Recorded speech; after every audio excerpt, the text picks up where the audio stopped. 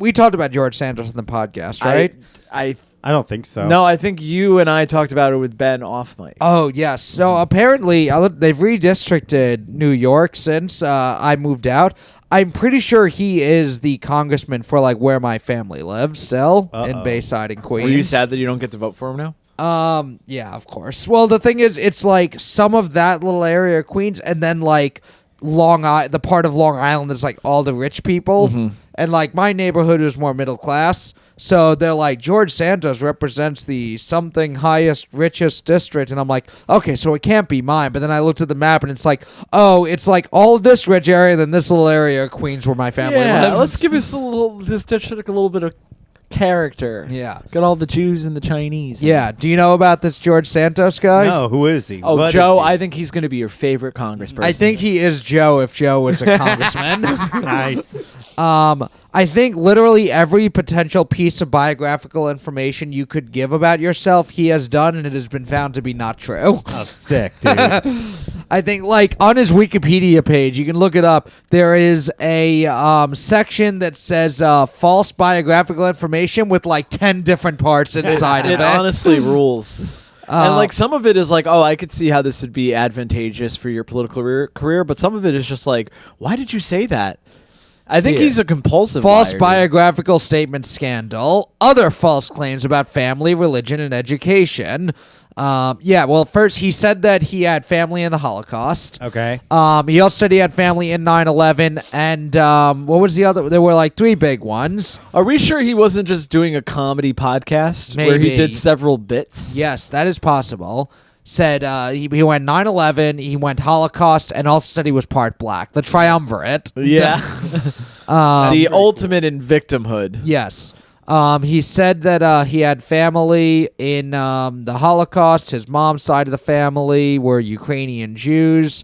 And He even had to put Ukrainian in there. right. Not yeah. just Jews, Ukrainian Jews. Yes. So I never claimed to be Jewish. Once he was found out, he said, I never claimed to be Jewish. I am Catholic, but I learned my maternal family had a Jewish background. I said I was Jewish.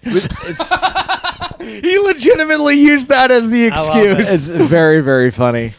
And they also found he had no like Ukrainian blood. Like every time, it's all these things. He claimed he was biracial and that he was born to an African American father who had Angolan roots, but there is no evidence of that. Like every paragraph starts with what he says and ends with, and research was done and found there is no evidence of that. It's so funny because what is he, like 40?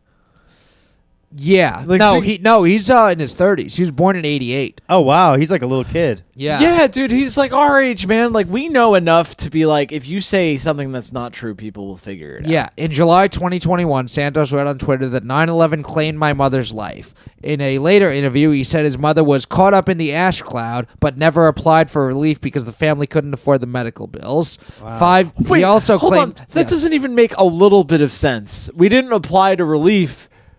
We didn't apply for relief because we were so poor. What does that even... Yeah, you apply for relief because you're poor. Yeah. He's like, we didn't do this thing, and also, remember, I'm still a victim.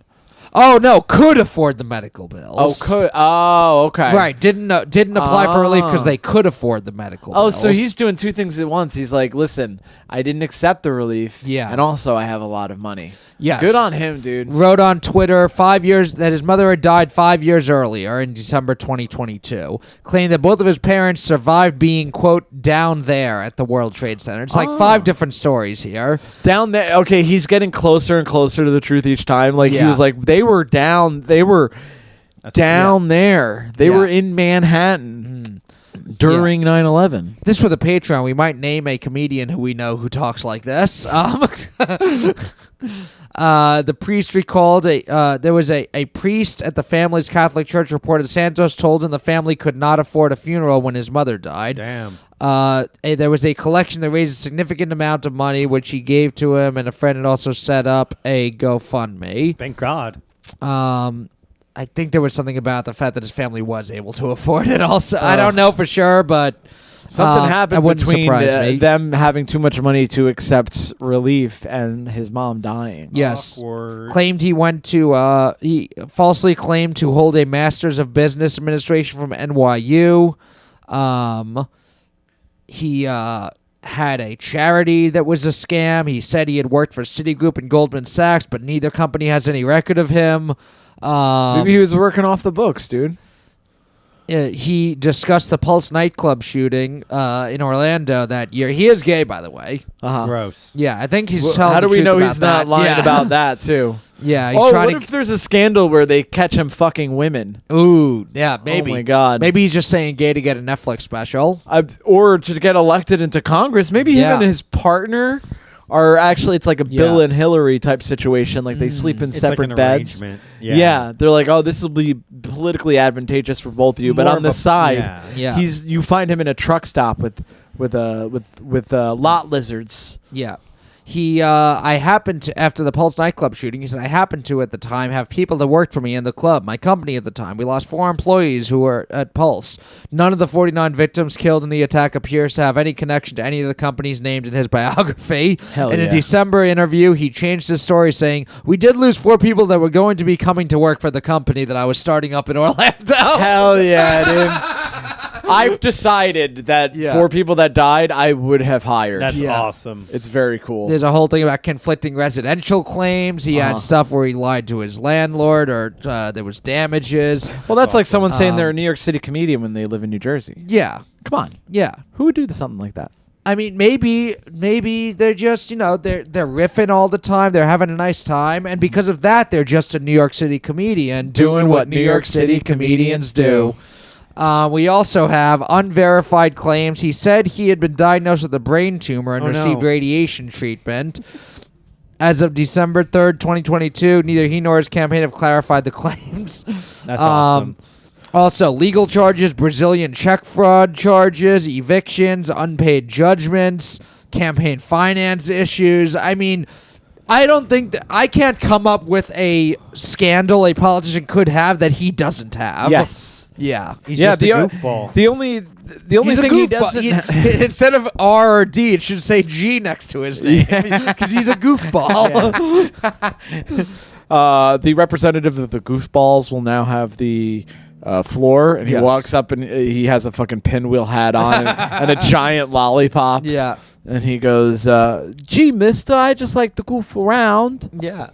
That'd be beautiful. Yeah, that's a guy who's actually in Congress now. Oh, The wow. only scandal that he can have is the secretly gay scandal Right. because he's outwardly gay. He's Yeah, such and a that's not dick. really a scandal anymore to everyone except for Joe. Yeah. Yeah. It's just a vile thing. Yes. Not so much a scandal. Right. Yep. Yeah. That's wild, man. But I mean, it makes sense. Gay people. You Yeah. know, That's how they are. they spend like most of their life lying to people. If you do think about it, all of this is just him being very, very dramatic. Yeah. That's a good point.